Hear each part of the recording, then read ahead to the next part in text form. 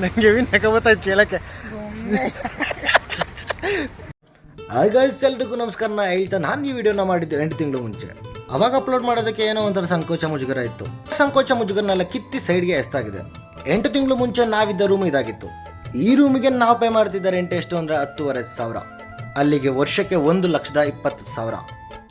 ಯಾಕೆ ನಾವು ಈ ರೂಮಿಗೆ ಇಷ್ಟೊಂದು ಪೇ ಮಾಡ್ತಿದ್ದೀವಿ ಅಂತಂದರೆ ಕಬೋರ್ಡ್ ಇತ್ತು, ದೇವ್ರ ಮನೆ ಇತ್ತು, ಒಂದು ಸಿಂಗಲ್ ರೂಮ್ ಇತ್ತು, ಕಿಚನ್ ಇತ್ತು, ಮತ್ತು ತುಂಬ ಚೆನ್ನಾಗಿತ್ತು ರೂಮು.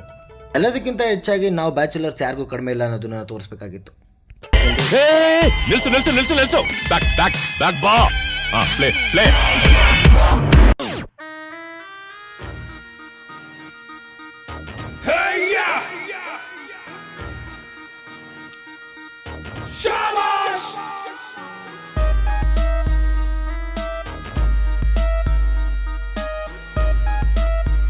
ಮನೆಯಿಂದ 12 ಗಂಟೆಗೆ ನಾಷ್ಟ ಮಾಡಿಕೊಂಡು ಸಮೀರ್ ಬ್ರೋದು ವಿಡಿಯೋ ನೋಡಿಕೊಂಡು ನಾನು ಹೊರಟೆ ಕೆಳಗಡೆ. ಇವತ್ತಿಂದ ಅಲ್ಲ ಗುರು, ಬೆಂಗಳೂರಿಗೆ ಬಂದು 10 ವರ್ಷ ಆಯಿತು. ಏಕೋ ಏನೋ ಗೊತ್ತಿಲ್ಲ, 10 ಗಂಟೆ ಒಳಗಡೆ ಎದ್ದೇಳಬೇಕು ನನ್ನ ಕೈಲಾಗಲ್ಲ. ಹಾಗೋ ಈಗ ಹೋಟ್ಲಲ್ಲಿ ಡ್ಯೂಟಿಗೆ ಹೋಗ್ತೀನಿ. ಏನು ಮಾಡ್ತೀರಾ, ನಮ್ಮ ತಂದೆ ತಾಯಿ ನಾವು ಪಟ್ಟಿರೋ ಕಷ್ಟ ನಮ್ಮ ಮಕ್ಕಳು ಪಡಬಾರ್ದು ಅಂತ ಸುಖವಾಗಿ ಬೆಳೆಸ್ಬಿಟ್ರು. ನಾವೇನು ಸುಖವಾಗಿ ಸಂತೋಷವಾಗಿ ಆರಾಮಾಗಿದ್ದೀವಿ, ಅವ್ರು ಚೆನ್ನಾಗಿದ್ರೆ ಸಾಕು. ಇದು ನಾವಿದ್ದ ಬಿಲ್ಡಿಂಗು, ನೋಡೋಕ್ಕೆ ನಾರಾಯಣಸ್ವಾಮಿ ಬೆಟ್ಟದ ಥರ ಇದೆ. ಬಂದು ಗಾಡಿ ಒರೆಸ್ಕೊಂಡು ನಾನು ಹೊರಟಿದ್ದೆ ಡ್ಯೂಟಿಗೆ. ಹತ್ತಿ ಇಳಿಯೋಷ್ಟರಲ್ಲಿ ಸದ್ದಾಯ್ತದೆ. ಗಾಡಿ ಗಿಡಿ ತೊಳ್ಕೊಂಡು ಕಷ್ಟ ಒಂದೇ ಬರದು, ಸುಖವೂ ಬರದೇ ಇರದು, ರಾತ್ರಿ ಮುಗಿದ ಮೇಲೆ ಹಗಲು ಬಂದೇ ಬತ್ತೆ. ಅಲ್ಲಿಂದ ನಾನು ಡೈರೆಕ್ಟಾಗಿ ಹೊರಟಿದ್ದೆ ನಮ್ಮ ಹುಡುಗನ ಮೀಟ್ ಮಾಡೋದಕ್ಕೆ. ರೋಡಲ್ಲಿ ಓಡೋ ಟೈಮಲ್ಲಿ ರೋಡ್ ಕ್ಲೋಸ್ ಆಗಿತ್ತು. ಅಲ್ಲಿಂದ ಬಳಸ್ಕೊಂಡು ಹೊಡ್ಬೇಕಾದ್ರೆ ಈ ಸಾಂಗ್ ಕೇಳ್ಕೊಂಡು ಎಲ್ಲ ಬಿಟ್ಬಿಟ್ಟು ಒಂದು ಸಾಂಗ್ ಹಾಕೊಂಡು ಹೋಗೋಣ ಅಂತ.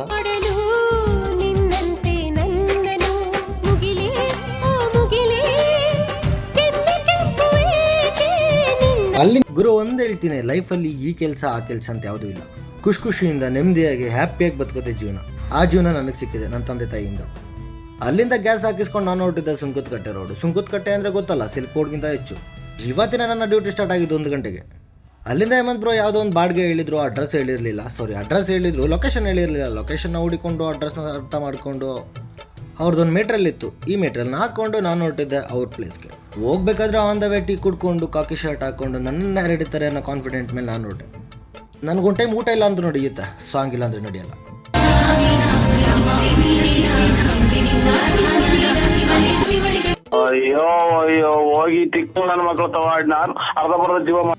ಅಲ್ಲಿಂದ ನಾನು ಡೈರೆಕ್ಟ್ ಆಗಿ ರಾಜಾಜಿನಗರದಲ್ಲಿರೋ ದೇವರಸ್ ರೆಸ್ಟೋರೆಂಟ್ ಹತ್ರ ಬಂದು ತಲುಪ್ತೆ. ಫಸ್ಟ್ ಫ್ಲೋರ್ ಕೆಲಸ ನಡೀತಿತ್ತು.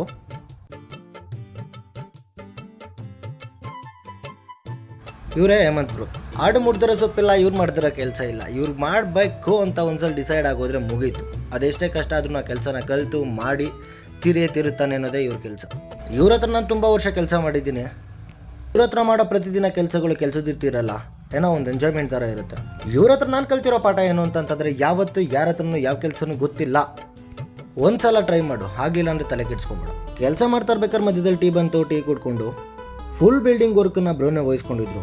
ಈ ವ್ಲಾಗ್ ಮಾಡೋರ ಬಗ್ಗೆ ನಿಮ್ಮ ಅಭಿಪ್ರಾಯ ಅಂತ ಕೇಳಿದೆ.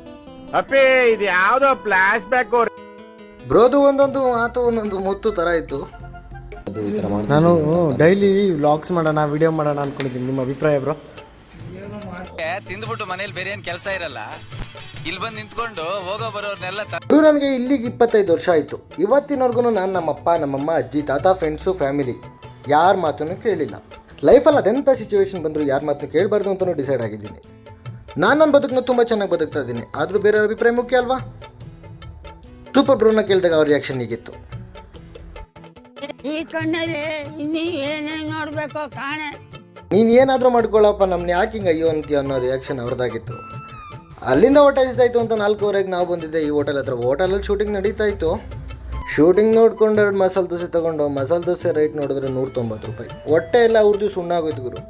ನಮ್ಮವ್ವ ರೊಟ್ಟಿ ಮಾಡಿ ತುಪ್ಪ ಒಂದು ಕಡೆ, ಚಟ್ನಿ ಒಂದು ಕಡೆ ಹಾಕ್ಕೊಟ್ಟಾಗ ಹೆಂಗಿರುತ್ತೆ ಗೊತ್ತಾ? ಇಲ್ಲಿ ನಾವು ಕೊಟ್ಟಿರೋ ದುಡ್ಡು ಖರ್ಚಾಗೋದು ಈ ಬಿಲ್ಡಿಂಗ್ಗೆ ಮತ್ತು ಇಲ್ಲಿನ ಕ್ಲೀನಿಂಗ್ನೆಸ್ಗೆ. ಸರಿ ಅಂದ್ಬಿಟ್ಟು ದೋಸೆ ತಿನ್ಕೊಂಡು ನಾವು ಹೊರಟು ಮತ್ತೆ ಡ್ಯೂಟಿನ ಸ್ಟಾರ್ಟ್ ಮಾಡಿದ್ರು. ಆಲ್ರೆಡಿ 8 ಗಂಟೆ ಆಗಿತ್ತು. ಇವ್ರು ಮಾಡೋ ಕೆಲಸನ ತಲೆಗೆ ಹಾಕೊಳ್ಳೋಣ ಅಂತ ಹೋಗಿ ತಲೆ ಕೆಟ್ಟು ಗೊಬ್ಬರ ಹಿಡಿದೋಯ್ತು. ಅಲ್ಲಿಂದ ಡೈರೆಕ್ಟಾಗಿ AC ಫಿಟ್ ಆಗಿದ್ದನ್ನು ನೋಡಿಕೊಂಡು ನಾವು ಹೊರಟು ಏರಿಯಾ ಕಡೆಗೆ.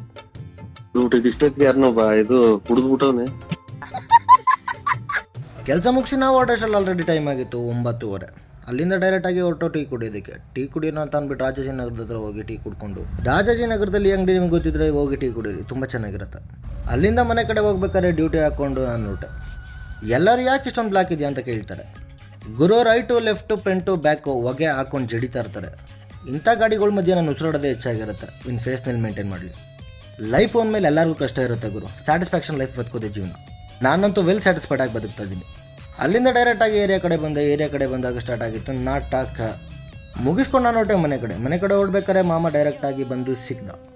ಮದುವೆ ಆದಮೇಲೆ ಇವನ್ ಕೆಲಸ ಮನೆ ಕೆಲಸ ಇದೇ ಆಗಿಬಿಟ್ಟಿದೆ. ಒಂದೊಂದಲ್ಲ ಆ ರೆಕಾರ್ಡಿಂಗ್ ಎಲ್ಲಿ ಸಿಗ್ತದೋ ಆ ಭಗವತ್ ಗೊತ್ತು. ಏನಾರು ಹೇಳಿ.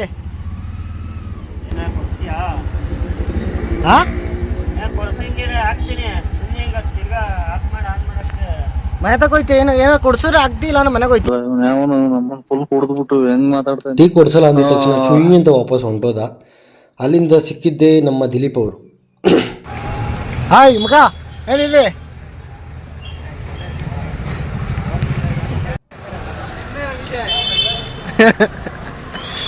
ಈ ಕಡೆ ಯಾಕೋ ಇದು ಇರೋ ಈ ಲೈಟಿಗೆ ಹೋಗಲ್ಲ. ನಂಗೆ ನಗಬತ್ತಾಯ್ತು ಕೇಳಕ್ಕೆ. ಡೈಲಿ ವ್ಲಾಗ್ಸ್ ಮಾಡೋಣ ಅಂತಿದ್ದೀನಿ ಕಣ.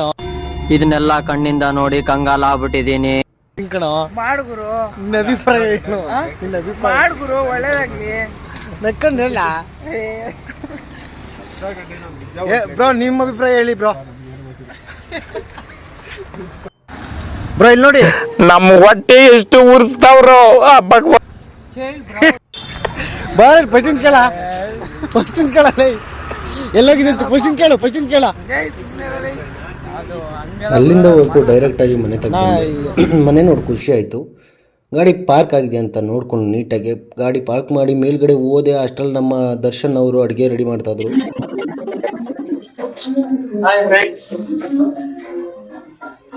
ಡೈಲಿ ಲಾಕ್ ಸ್ಟಾರ್ಟ್ ಮಾಡೋಣ ಅಂತಿದ್ದೀನಿ.